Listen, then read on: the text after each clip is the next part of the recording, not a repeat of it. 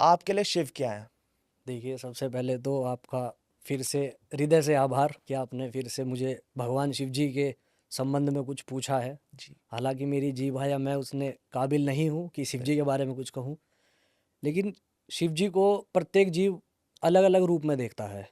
कोई उन्हें भगवान, कोई अपने मित्र के रूप में।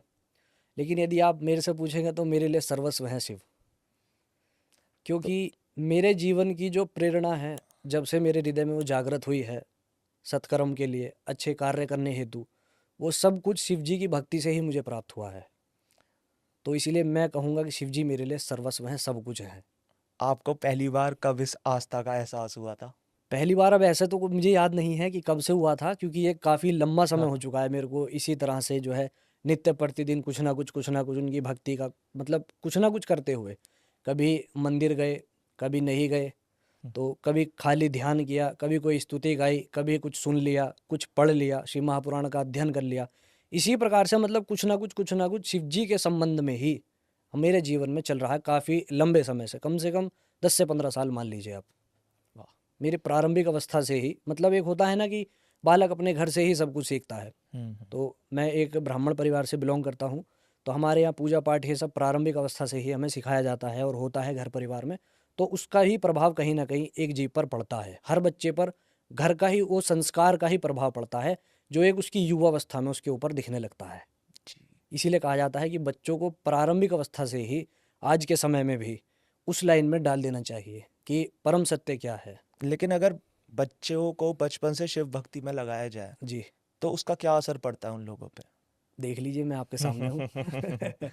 तो देखिए, असर क्या पड़ेगा मैं बताता हूँ।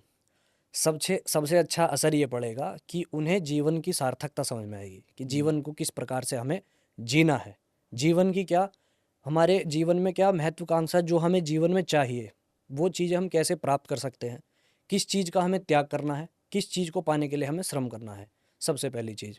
और जब आप एक भक्ति मार्ग में होते हैं, हम्म।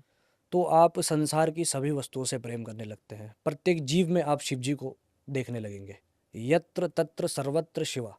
आपको हर जगह शिव जी दिखाई देंगे, हर रूप में।